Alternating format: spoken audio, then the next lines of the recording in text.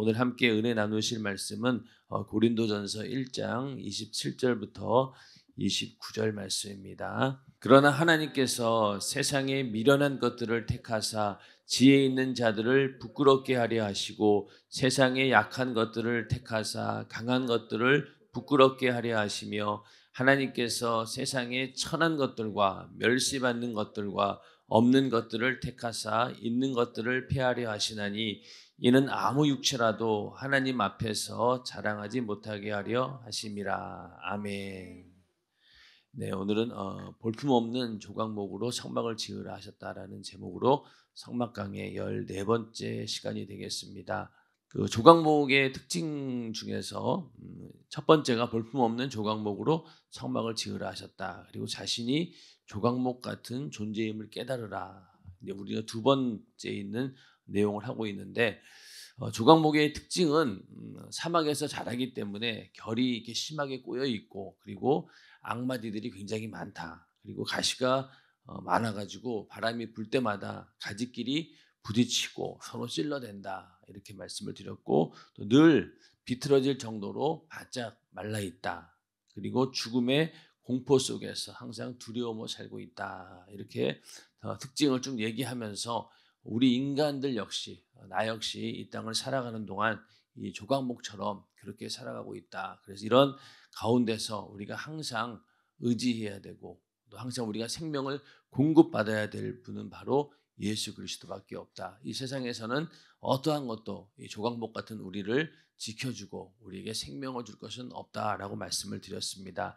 이렇게 죽음과 공포 속에서 두려움으로 살고 있는 조각목 같은 우리 인생, 그래서 우리가 정말로 주님을 모시지 않고는 이 두려움을 해결할 방법이 없습니다. 얼마나 두려운 일들이 많이 있습니까? 그래서 예수님께서도 부활 승천하실 것을 아시고 그 제자들에게 내가 이렇게 떠나가는 것이 오히려 너희에겐 유익이 될 것이다. 이렇게 말씀하셨어요. 왜 그러냐면은 성령을 보내주셔서 늘 함께 하시기 때문에 만약에 예수님께서 성령으로 함께 하시지 않는다라고 하면은 지금 우리가 어떻게 다 내 안에 예수를 모실 수 있겠어요. 그런데 예수님께서는 내가 떠나가는 것이 죽고 부활하는 것이 더 유익하다. 왜?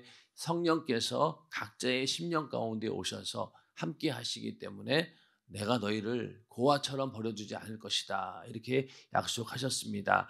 요한복음 14장 16절에서 18절에 보면은 내가 아버지께 구하겠으니 그가 또 다른 보혜사를 너희에게 주사 영원토록 너희와 함께 있게 하시리니. 또 다른 보혜사는 바로 성령을 말하고 성령이 임함으로 인해서 영원토록 주님이 우리와 함께 하신다는 겁니다. 인정하시면 아멘 하시기 바랍니다. 그러니까 성령을 받는 순간 우리는 영원토록 주님이 나와 함께 하시는 그런 축복을 누리는 자들이 되는 것입니다. 저는 진리의 영이라 세상은 능히 저를 받지 못하나니 이는 저를 보지도 못하고 알지도 못함이라. 그러나 너희는 저를 아나니 저는 너희와 함께 거하시며 또 너희 속에 계시겠습니다. 내가 너희를 고아와 같이 버려두지 아니하고 너희에게로 오리라. 이렇게 말씀하셨습니다. 우리는 이 조각목은 어떻게 보면 사막에 버려진 고아처럼 의지할 것이 없고 항상 두려움과 목마름과 메마름 이런 곳에 사는 것 같지만은 예수를 내 안에 모신 자들, 성령을 내 안에 모신 자들은 절대 그런 존재가 아니라는 것입니다. 세상은 아무리 그렇게 황량하고 메마른 사막 같지만은 그러나 주님께서 나와 함께 하실 때 절대 우리는 혼자가 아니라 늘 주님께서 나와 함께 하시고 또 함께 하시는 것뿐만이 아니라 나에게 늘 생명을 주시고 능력을 주셔서 이 세상을 능히 이겨낼 수 있도록 우리를 인도해 주시는 분이 바로 하나님이십니다. 또 이렇게 우리를 고아처럼 버려두지 않기 위해서 성령을 보내주신 분이 또 구원받은 자들을 지켜주기 위해서 히브리서 1장 14절에 모든 천사들은 부리는 영으로서 구원 얻을 후사들을 위하여 섬기라고 보내심이 아니뇨 이렇게 말씀하고 있습니다. 천사라고 하는 존재가 어떻게 보면은 우리 인간보다는 좀 월등한 존재이긴 해요. 왜냐하면은 우리 인간은 육신을 입고 항상 육체라고 하는 한계 속에 살고 있지만은 이 천사는 나름대로 이 시공간을 초월해서 막 움직입니다. 그러다 보니까 동해 번쩍 서해 번쩍 이렇게 인간보다는 훨씬 더 뛰어난 존재처럼 활동을 하지만은, 그러나 하나님께서 천사를 이렇게 우리에게 보내주셨는데 어떤 목적으로? 바로 부리는 영으로서 구원 얻을 후사들을 위하여 섬기라고 보내셨다는 거예요. 천사가 그 대단한 능력처럼 보이고, 어떨 때는 하나님의 그 말씀을 대신 전해주다 보니까, 구약시대 사람들 같은 경우에는 천사를 본다라고 하면은 곧 하나님을 보는 것처럼 그 정도로 권위를 느꼈어요. 그러나 사실은 천사는 이렇게 구원 얻을 후사들을 위해서, 오늘날 하나님의 자녀들, 또 구원받은 자들을 섬기기 위해서 천사를 보내주셨다라고 하고 있습니다. 그래서 너희가 천사 숭배를 해서 너희의 상을 빼앗기지 말라, 이렇게 말씀하고 있죠. 그러니까 또 그 요한도 거기서 이제 환상을 보면서 천사들을 만나는데, 거기서 그냥 하도 뭐라고, 그러니까 그 권위에 압도당해 가지고 천사 앞에 절을 하려고 하니까, 절대 그러지 말라고, 큰일 난다고, 이런 정도로 천사는 바로 부리는 영으로서 구원 얻을 후사들을 위해, 우리를 위해 섬기라고 하나님이 보내주신 겁니다. 인정하시면 아멘 하시기 바랍니다. 그러니까 우리는 천사를 부릴 수 있는 그런 능력과 권세가 있는 자들입니다. 그래서 우리가 기도할 때도 천사가 우리의 기도를 담아가지고 하늘에 올라가고 또 내려오고, 응답을 가져오고 또 내려오고, 그리고 하여튼 우리가 항상 우리 믿는 자들을 도와주기 위해서, 또 섬기기 위해서 천사가 존재한다라고 하는 사실은, 그만큼 하나님께서 구원받은 우리를 지켜주신다는 그런 것입니다. 그래서 우리는 항상 천사가 나를 숨들고 있다, 그런 믿음을 가지고 오늘도 하나님의 지켜주시는 그 가운데서 모든 상황들을 다 이겨내는 믿음의 사람 되기를 주님의 이름으로 축원합니다. 또 한 가지 우리의 두려움을 없애는 가장 유일한 그 소망이 어디에 있느냐? 영원한 천국에서 우리가 사는 그 영혼의 때가 있다라고 하는 것이, 이 세상에서 사막 같은 그런 곳에서 두려움 없이 살아갈 수 있는 능력이 바로 이 소망에서 나오는 거죠. 천국에 간다라고 하는 이 영혼의 때에 소망이 없다라고 하면은 정말로 우리의 삶은 의미가 없어요. 어제도 그 말씀 가운데 어떻습니까? 천국이 없다라고 하면은 이 땅에서 그냥 육신의 때 재밌게 살다가 아무렇게나 살다가 죽으면 땡. 그러면은 얼마나 이게 뭐 걱정할 것도 없고 근심할 것 없죠. 그러나 죽은 다음에 그것이 아니기 때문에 우리는 오직 지옥이 아닌 영원한 천국에서 영혼의 때를 살아야 된다. 그 소망을 가지고 우리는 이 두려움을 이겨낼 수 있는 것입니다. 그래서 고아와 같이 성령을 보내주셔서 우리를 버려두지 않으신다. 그리고 그 약속하셨고, 그 약속의 말씀이 그대로 또 우리에게 이루어졌잖아요. 그렇기 때문에 믿음이 되는 것이고, 또 구원받은 자들을 지켜주기 위해서 천사들을 보내주셨다. 그리고 우리에게 영원한 천국이라고 하는 소망이 있다. 이런 것들로 인해서 이 죽음의 공포와 두려움 속에서 죽기를 무서워함으로 일생에 매여 종노릇하게 만드는 이 악한 마귀의 권세로부터 우리는 이렇게 주님께서 나를 지켜주시고 보호해 주시고 함께해 주시기 때문에 능히 이 마귀의 권세에서 벗어날 수 있다는 것입니다. 그 다음에 이제 우리가 이 조각목이라고 하는 그 존재임을 우리가 깨달았다라는 것을 안다라고 하는 것이 굉장히 중요합니다. 왜 그럴까요? 이거 알아야지만이 하나님께로 돌아갈 수 있기 때문에. 그래서 이렇게 조각목 같은 자신의 처지를 알고 부족함을 느낀 자가 예수를 간절히 찾게 됩니다. 자, 여러분들도 예수 처음 믿을 때를 가만히 생각해 보세요. 언제였을까요? 내가 잘 먹고 잘 살고 또 잘 나갈 때, 그럴 때 여러분들 예수를 만났던가요? 그렇지 않잖아요. 가장 힘들고 어려울 때, 내가 도저히 아무것도 할 수 없구나, 나의 능력이 어떤 한계가 있구나, 도저히 헤어나올 수 없는 그런 한계의 상황에 부딪혔을 때, 그때 우리가 하나님을 찾게 됩니다. 그런 것처럼 항상 조각목 같은 자신의 처지를 알고 부족함을 느낀 자가 예수를 간절히 찾게 됩니다. 그리고 이 쓰디쓴 어떤 인생의 고난을 잔을 마신 자가 오히려 진정한 감사를 알게 됩니다. 그래서 예수를 만나는 과정 가운데 정말로 이 고난의 잔을 마신 자들은 이 믿음에서 떨어져 나가지 않아요. 왜? 그만큼 절박한 상황 가운데서 예수를 만났기 때문에. 죽을 병 걸려가지고 거기서 정말로 병원에서는 이제 얼마 못 산다라고 했는데 하나님의 은혜로 고침 받았어요. 그런 자들이 어지간해서 그 믿음에서 떨어져 나갈 일이 있겠냐고요. 왜? 죽다 살아났는데. 그만큼 우리에게 절박함이 있어야 된다는 겁니다. 그래서 오히려 그러한 어떤 혹독한 고난의 잔을 마시고 그러고 이제 예수를 만난 사람들에게는 오히려 그 은혜가 더 크기 때문에 더 신앙생활 잘할 수 있고 떨어져 나가질 않습니다. 그런데 그거를 모르는 사람들이 오히려 은혜를 너무 쉽게 여기고 예수 믿는 것을 그냥 뭐 종교 생활 정도로 안다는 거예요. 그러니까 우리가 항상 이런 고난의 잔을 마신 자의 그런 경험, 그만큼 내가 절박하게 예수가 필요하다라는 그런 영적인 갈급함을 내가 깨달아야 되는 거예요. 인생에 이렇게 험난한 그런 고난의 삶을 통해서 깨닫는 것보다 내가 하나님 말씀을 통해서 그런 상황이 아닐지라도 내가 그렇게 절박한 상황이구나라는 것을 깨달을 수 있다는 것이 축복입니다. 그래서 우리는 삶의 모든 순간순간마다 이렇게 예수밖에 없구나. 예수가 없이는 도저히 살 수 없다라고 하는 그런 절박한 영적인 갈급함이 우리의 삶 가운데 넘쳐나기를 주님의 이름으로 축원합니다. 그래서 이렇게 자신이 조각목과 같은 존재라고 인정하는 사람만을 하나님께서 쓰신다는 거예요. 그리고 우리가 이제 이렇게 어려움과 고통을 당하고 힘들고 이런 고난의 순간들이 올 때마다 어떻게 되겠어요? 하나님께서 나를 이렇게 조각목처럼 쓰시려고 나를 이렇게 연단하시는구나. 이 과정만 잘 넘어가게 되면은 내가 더 하나님께 크게 쓰임 받을 수 있는 그런 제목이 될 수 있다. 그런 마음을 가지고 이제 우리는 믿음으로 고난과 어려움이 닥쳐올 때마다 주님이 나를 또 부르시고 계시는구나. 나를 찾는구나라는 그런 음성으로 들어야 된다는 겁니다. 그래서 고난 가운데 이렇게 신령한 음성으로 듣는 자가 복이 있다는 거예요.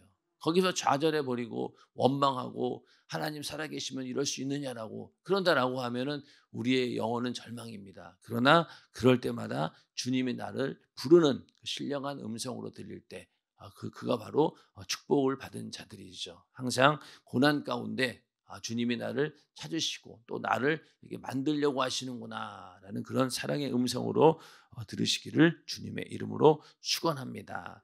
그래서 조각목을 볼 때마다 우리는 탕자를 생각하게 됩니다. 탕자가 아버지 집을 떠나가지고 온갖 무시와 멸시와 천대를 다 받고 돼지 지엄 열매를 먹는다라고 한다라고 하는 것은 인간으로서는 가장 최악의 상태로 떨어진 겁니다. 그때 이 탕자가 아버지를 기억했다라고 하는 것. 자신이 정말로 조각목 같은 정말로 나는 아버지가 아니었으면 아버지의 집에 있었어야 되는데 그렇지 않음으로 인해서 이렇게 비참한 존재가 되었구나라고 자신에 대한 존재를 깨달았을 때 그때 아버지께로 돌아갈 수 있다는 겁니다. 탕자의 비유에서 이 탕자에게 가장 큰 은혜는 뭐냐면요. 여기서 보면은 이에 스스로 돌이켜 가로되 내 아버지에게는 양식이 풍족한 품꾼이 얼마나 많은고 나는 여기서 줄여 죽는구나. 이걸 깨달았다는 거예요. 그래서 탕자 앞에는 항상 뭐가 붙어요? 무슨 말이? 돌아온 탕자. 돌아온 탕자가 붙죠. 그러니까 이 탕자가 돌아올 수 있었던 가장 근본적인 이유는 바로 아버지 곁에 있을 때 정말로 내가 풍성하게 잘 먹고 잘 살았구나. 그때가 가장 행복했던 순간이었구나. 그러나 내가 아버지 곁을 떠나보니 나는 여기서 줄여 죽는구나. 라는 고백이 나왔다라고 하는 것이 탕자에게는 가장 큰 복입니다. 그래서 우리도 예수를 믿기 전에 회개하면서 나는 죄인입니다라고 하는 그 고백이 사실 쉬운 것 같아도 어려워요. 그거를 깨닫는 사람들이 진정한 회개가 이루어지는 건데 예수를 믿는다라고 하면서도 자기 자신이 죄인이라고 고백하는 건 그렇게 쉽지 않습니다. 왜냐하면 또 도덕적인 윤리적으로 또 잘 반듯하게 살았던 사람들 입장에서는 내가 죄인입니다라고 하는 소리가 금방 나오지 않아요.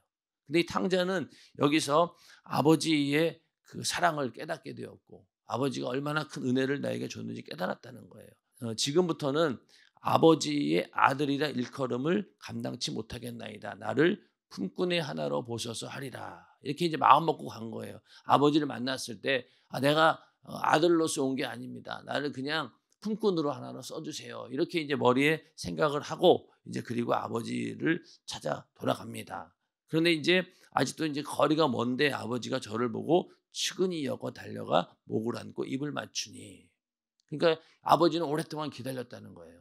예, 저번에도 말씀드린 것처럼 이 아버지가 이 문 밖에서 기다렸던 이유는 이 탕자가 돌아올 때 동네 사람들을 만날 수 있잖아요. 그러면은 율법에 의해서 이렇게 불효하고 아버지의 재산을 탕진하고 돌아온 이런 탕자 같은 자는요, 돌에 맞아 죽어도 할 말이 없어요.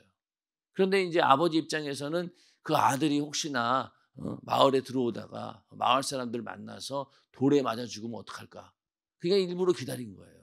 그런 상황이 벌어지지 않도록. 만약에 그런 일이 벌어졌다 그러면 빨리 뛰어가서 내가 이 아들을 용서했으니 제발 이 아들에게 돌 던지지 말아주세요라고 보호하기 위해서 아버지는 달려나갔던 겁니다. 그러고 나서 종들에게 이르되 제일 좋은 옷을 내어다가 입히고 손에 가락지를 끼우고 발에 신을 신기라. 이러면서 이 내 아들은 죽었다가 다시 살아났으며 내가 잃었다가 다시 얻었노라. 그러니까 전혀 아버지 입장에서는 이 아들을 아들이 아니라고 본 적이 없던 거예요. 이렇게 탕자로 돌아왔지만은 그 순간 돌아오는 순간부터 이 탕자는 역시 그 아버지의 아들인 거예요. 그러니까 우리도 마찬가지입니다. 하나님 앞에 돌아올 때 우리는 이미 구원받은 자였었고 하나님의 자녀였어요. 근데 우리를 그걸 모르고 살다가 돌아온 거예요.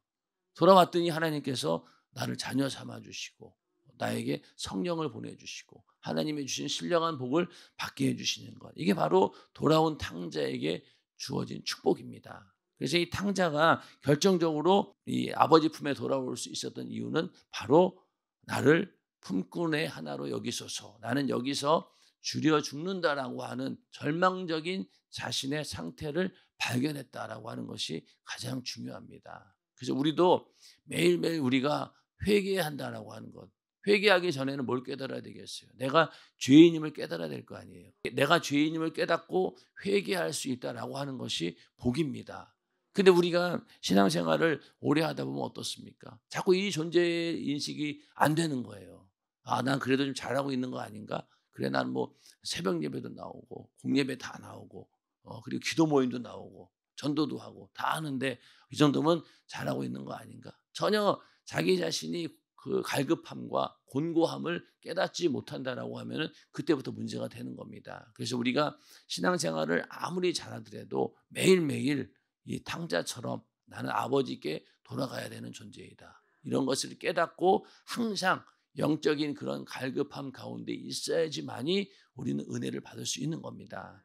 자, 이제 그 다음에 조각목을 쓰기 위해서는 그 쓰임 받기 위해서 잘라내야 됩니다. 그래서 여러 번의 가공 절차를 거쳐야 쓸 수 있습니다. 악마 마디도 별로 좋지 않고 또 나무에 있는 재질도 안 좋기 때문에 여러 번 가공 절차를 거쳐야지만이 이 조각목을 성전의 그 제목으로 쓸 수 있는데, 그러니까 세상에서도 이 모진 세월을 보낸 사람일수록 예수를 만나면은 하나님이 쓰시기에 좋은 제목으로 만들어진다. 이게 이제 경험상으로 이런 얘기들이 나오는 거죠. 그러니까 험한 세월을 살았다라고 하는 것은 그만큼 이 고난과 역경의 순간들이 많았다는 거예요. 인생을 돌아볼 수 있는 시간들이 많았다는 겁니다. 그러다 보니까 자연적으로 자신의 갈급함을 깨닫게 되고 그것이 하나님께 인도하는 그런 길이 되었다는 거죠. 그래서 모진 세월을 보내는 사람일수록 하나님 쓰시기에 참 좋은 제목으로 만들어진다라고 하는데, 우리가 그 야곱의 예를 보면 알 수 있습니다. 야곱이 이제 거의 인생의 막바지에 가서 요셉을 만나고 이제 바로 왕을 만납니다. 이게 창세기 47장이니까 거의 그 부분이죠. 거기서 이제 요셉이 자기 아비 야곱을 인도하여 바로 앞에 서게 하니, 그러니까 바로가 어느 왕이에요? 이 애굽 이집트의 왕이에요. 그 바로 앞에 섰다는 거예요. 근데 여기서 야곱이 바로에게 축복하매. 그게 생각해 보세요. 야곱이 어떤 존재였습니까? 정말로 볼품없고 소심하고 이 머리만 약삭 빠르게 돌아가고 이런 정말로 볼품없는 그런 자였는데, 세월이 지나고 나니까 이 바로 왕 앞에 가서 이렇게 축복해 주는 거예요. 머리에다가 손만 안 댔지 거의 뭐 안수기도 한 거랑 똑같은 거예요. 그 정도로 이 야곱은 담대한 사람이 되었다는 겁니다. 그래서 이제 바로가 야곱에게 묻습니다. 내 연세가 얼마뇨? 야곱이 바로에게 고하되 내 나그네 길의 세월이 130년이니이다. 자기의 인생을 나그네 길이라고 얘기를 한 거예요. 야곱의 여정을 쭉 우리가 성경을 통해 보면 어떻습니까? 야, 인생의 참 그 나그네 길도 이런 사람도 없을 것이다라고 할 정도로 그런 세월들을 보낸 자였던 거죠. 나의 연세가 얼마 못 되니 우리 조상의 나그네 길의 세월에 미치지 못하나 험악한 세월을 보내었나이다 하고, 이제 자기 자신의 인생을 뭐라고 하는 거예요? 험악한 세월을 보냈다는 거예요. 자, 그러면 야곱이 이렇게 나그네의 길, 130년이라고 하는 그 나그네의 길을 걷고 또 자기 자신이 얘기한 것처럼 험악한 세월을 보내었는데 그 결과가 어떻게 되었다는 거예요? 지금 이렇게 내가 축복받은 존재로서 하나님의 백성으로서 바로 당신 앞에 내가 당신을 축복해 줄 수 있는 그런 복을 받았다는 거예요. 그러고 나서 야곱이 바로에게 축복하고 그 앞에서 나오니라. 야곱에게 이런 험난한 세월이 없었다라고 하면, 험악한 세월이 없었다라고 하면은 절대로 이 자리에 설 수 없었겠죠. 그러나 하나님께서 야곱을 이렇게 만드셨다는 겁니다. 그래서 우리의 인생 가운데 정말로 험악한 세월들, 또 나그네의 길과 같은 그런 인생들이 얼마나 많이 있었겠어요, 순간들이. 그러나 그런 모든 것들이 다 하나가 되어가지고 하나님께서 선하신 뜻대로 우리를 예수 믿는 일에 또 하나님이 쓰시기에 귀한 목재로 제목으로 만들어 간다는 겁니다. 그런데 반대로 남들보다 도덕적으로 윤리적으로 흠이 없고 잘 살았다라고 하는 사람들은 어떻습니까? 자기가 그렇게 보잘것없는 존재, 나는 죄인입니다. 그걸 깨닫지 못한다는 거예요. 그리고 오히려 그런 사람들이 뜨거운 회개 없이 교회에 오면 어떻게 되느냐? 그냥 자기의 행동대로, 자기의 그 믿음의 기준대로 신앙생활을 합니다. 그러다 보니까 예를 들어서 뭐 다른 교회에서 오랫동안 충성하다가 이제 왔어요. 그러면은 특히 우리 교회에 와가지고는 그 자기들이 가지고 있던 원래 기준을 이렇게 쉽게 버리지 못한다는 거예요. 그리고 또 예수를 믿긴 믿었는데 뜨거운 회개가 없는 그런 사람들은 항상 도덕적 윤리적으로 내가 흠이 없이 깨끗하게 살았다라고 하는 자만심, 교만심 때문에 하나님과의 만남이 잘 이루어지지 않는다는 겁니다. 자, 우리가 아까 탕자의 비유를 봤지만은 또 다른 탕자가 있어요. 마다들이잖아요. 자, 마다들은 밭에 있다가 이제 돌아와 보니까 이렇게 잔치 소리가 막 나는 거예요. 음악 소리도 나고. 그러니까 종을 불러다가 이 무슨 일인가 물어본 거예요. 그게 웬만하면은 이 집안에 이렇게 큰 경사가 있으면은 큰 아들이면은 종들에게 물어보기 전에 자기가 먼저 가서 확인해 볼 거 아닙니까? 그렇죠. 근데 이미 이 큰 아들은 보니까 아버지와의 관계가 이미 좀 벌어져 있었던 거예요. 그러니까 집에서 무슨 일이 있든 간에 신경 쓰지 않고 종을 불러가지고 뭔 일인가 물어봤다는 거예요. 당신의 동생이 돌아왔음에 당신의 아버지가 그의 건강한 몸을 다시 맞아들이게 됨을 인하여 살찐 송아지를 잡았나이다. 이 말 듣자마자 어떻게 됐다는 거예요? 저가 노하여 들어가기를 즐겨 아니하거늘. 이러면서 아버지가 나와서 권하는데 아버지도 와가지고 야, 빨리 와서 이 잔치에 참여해라. 네 동생이 돌아왔다. 그리고 이제 오라고 얘기했지만은 아버지에게 얘기하기를 내가 여러 해 아버지를 섬겨 명을 어김이 없거늘 내게는 염소 새끼라도 주어 나와 내 벗으로 즐기게 하신 일이 없더니. 아버지의 살림을 창기와 함께 먹어버린 아들이 돌아오매 이를 위하여 살찐 송아지를 잡으셨나이다. 이렇게 얘기를 합니다. 자, 아버지도 당황스러웠을 거예요. 그러니까 그동안 이 큰아들은 계속해서 뭔가 아버지에게 불만이 있었던 거예요. 그런데 집 나간 탕자는 그 불만을 그냥 표출하고 뛰쳐나갔지만은 이 큰아들은 계속 그 집안에 있으면서 이 아버지에 대한 불만이 있었다는 거예요. 이게 사실은 돌아온 그 동생을 놓고 할 이야기는 아닌 거죠. 어떻게 보면은 이 큰아들 입장에서는 야, 이제 둘째 놈이 동생이 나갔으니까 이제 아버지의 재산, 남은 재산은 전부 다 내가 이제 독차지할 수 있겠구나. 이런 생각을 했을지도 몰라요. 그런데 동생이 또 돌아왔다고 하니까 이것도 내가 가지고 있는 그 분깃을 빼앗기는 것은 아닌가라고 이제 동생을 거추장스러운 존재로 봤다는 거죠. 그러니까 여기 큰아들은 어떤 입장인 거예요? 자기는 잘하고 있었다는 거예요. 여기서 여러 해 아버지를 섬겨 명에 어김이 없거늘. 그러니까 이 큰아들의 문제는 뭐냐면은 나는 잘하고 있었다. 나는 흠이 없고 정말로 아버지의 뜻을 잘 따르고 있는 그런 자였는데 저렇게 허랑방탕하고 돌아온 저런 탕자 같은 놈을 받아준다는 게 나는 이해가 안 된다. 이게 누구였을까요? 바로 그 당시 예수님께서 이 탕자 이야기를 했던 대상이 누구냐면은 바리새인들이었거든요. 바리새인들이 바로 이 집에 있는 큰아들인 거예요. 자기는 하나님을 지금까지 정말로 철저하게 잘 섬겼다. 율법으로는 흠이 없이 완벽하게 살았다. 그런데 저 세리와 같은 죄인들을 예수님께서 받아주시고 자기와 똑같이 대우하고 어떨 때는 오히려 그 사람들을 더 감싸고 도니까 열받는 거예요. 그러니까 예수님이 이런 얘기를 하신 거예요. 야, 집 나간 탕자보다 너희들이 더 문제다. 탕자는 돌아왔고 은혜를 깨달았지만 너희는 여전히 아버지와 함께 있다라고 하면서도 여전히 너희의 부족함을 깨닫지도 못하고 하나님의 은혜를 깨닫지도 못하고 오히려 자기 의를 드러내고 그러면서 이 정도로 해야 되는 건 이 정도면 잘한 거 아니야? 이러면서 계속 하나님 앞에 나왔다는 겁니다. 그래서 우리도 내가 교회에 와서 신앙생활 하는데 만약에 이 큰아들과 같은 그런 탕자의 모습으로 살고 있다라고 하면은요 오히려 더 불쌍한 자가 되는 거예요. 그러니까 아예 그냥 뭐 불신자로 있다가 세상에 정말로 막 허랑방탕한 짓을 하다가 하나님의 은혜를 받아서 막 눈물로 돌아오는 그런 사람하고 평생 모태신앙으로 시작해서 교회 안에 있으면서 하나님의 은혜를 전혀 깨닫지 못했다라고 하면은 과연 어느 누가 하나님 보시기에 은혜 받은 자냐 이거죠. 그렇다고 해서 우리가 일부러 세상에 나가서 탕자처럼 그렇게 할 필요는 없지요. 필요 없어요. 그러나 우리가 정말로 이 교회 안에서 오랫동안 이 큰아들처럼 있었다 할지라도 빨리 깨닫고 하나님의 은혜 안으로 들어오라는 거예요.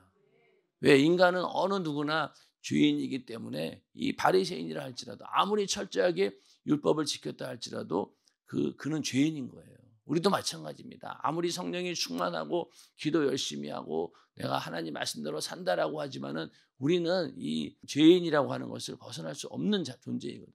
그러니까 우리가 여기서 이렇게 큰아들처럼 나는 죄가 없고 나는 잘하고 있다라는 착각 속에서 빨리 나와야 된다는 겁니다. 그래야지 우리가 살 수 있다는 거예요.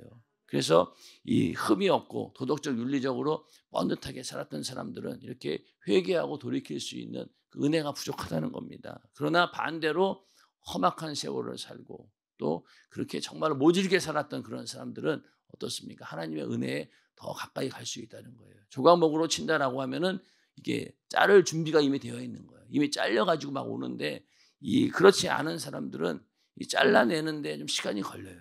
예.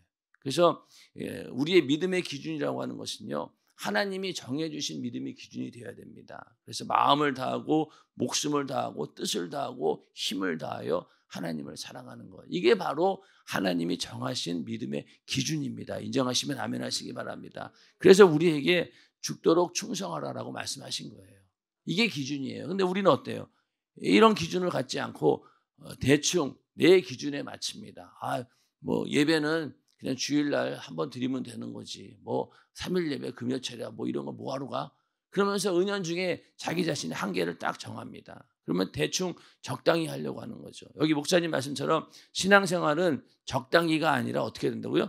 죽도록 해야 한다. 이건 제 명언인 것 같아요. 이거는 하나님 말씀을 듣고 그러니까 적당히 해서는 안 되고 어떻게 된다고요? 죽도록 해야 된다. 이게 정답인 거예요. 근데 우리는 이렇게 안 하려고 하죠.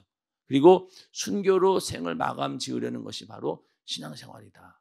그리고 이렇게 믿음을 가지고 자기의 수준에 맞추면 안 된다는 거예요. 그런데 임의대로 내가 정한 것만 믿는다라고 하면 그게 바로 타락이라는 겁니다. 그래서 내가 얼마나 쓸모없는 조각목 같은 그런 인생인가를 아직 발견하지 못했기 때문에 쓰임받을 준비가 안 된 거예요. 그래서 정말로 쓰임받기 위해서는 이게 다 잘라내야 되는 거예요. 자기 자신을. 자기가 갖고 있던 기준을 다 내려놓아야 된다는 겁니다. 하나님의 쓰시기에 합당한 존재로 만들어지기 위해서는 다 나를 내려놓고 하나님께서 쓰시는 대로 나를 내어놔야지만이 하나님께서 뭐 동그랗게 쓰든 네모나게 쓰든 세모나게 쓰든 만드시는데 그거를 거부한다라고 하면은요 아직까지 쓰임받을 준비가 안 된 겁니다. 내가 정말로 조각목 같은 그런 존재다라고 느꼈다라고 하면은 이제 어떻게 된다고요? 하나님께 쓰임 받을 수 있도록 나를 확 내려놓으셔야 돼요. 이제 주님께서 마음대로 자르든 뭐 어떻게 하든 나는 상관없습니다. 주님 나를 만들어 주시옵소서라고 나를 내어놓아야지만이 그때 비로소 조각목으로 쓰임 받을 수 있다는 거예요. 근데 내가 조각목 같은 존재임을 깨닫지도 못하고 또 내가 조각목 같은 존재임은 깨달았는데 주님께 나를 내어놓지 못하는 경우 어떤 경우에 우리가 처해 있나요? 아니면 지금 우리가 조각목처럼 완전히 쓰임 받을 수 있도록 다 잘라지고 뭐 이렇게 베어지고 그래가지고 쓰임 받을 수 있는 제목으로 되었나요? 우리는 잘 돌아봐야 된다는 거예요. 그래서 우리가 직분을 맡을 때도 정말 내 기준을 버려야 됩니다. 교회가 정한 법칙대로 또 하나님께서 정하신 그 말씀대로 또 거기에 내가 맞추어야 되는 것이지 내 기준으로 한다라고 하면 안 된다는 거예요. 그래서 조각목처럼 내가 정말로 볼품없는 존재다라는 사실을 깨달을 때 비로소 우리는 하나님께 나를 내어놓을 수 있는 그런 믿음이 생기는 것입니다. 오늘 하루도 하나님의 은혜 가운데 살면서 나는 정말로 하나님의 은혜가 절대로 필요한 자이고 또 하나님의 은혜로 나를 만들고자 하실 때 정말로 주님 나를 마음껏 사용하여 주시옵소서라고 나의 모든 것들을 내려놓고 주님께 맡기는 그런 하루가 되기를 주님의 이름으로 축원합니다.